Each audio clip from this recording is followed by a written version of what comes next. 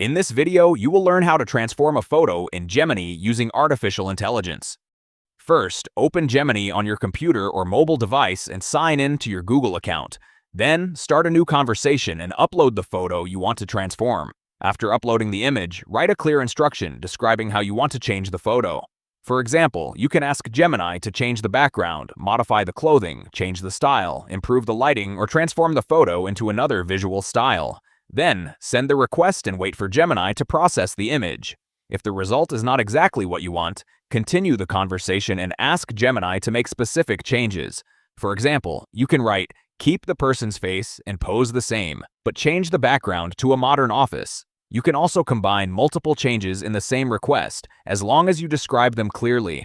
After Gemini generates the new image, check the result and make additional requests if necessary. When you are satisfied with the result, use the available option to download or save the transformed image. This way, you can use Gemini to transform your photos by describing the changes you want in natural language.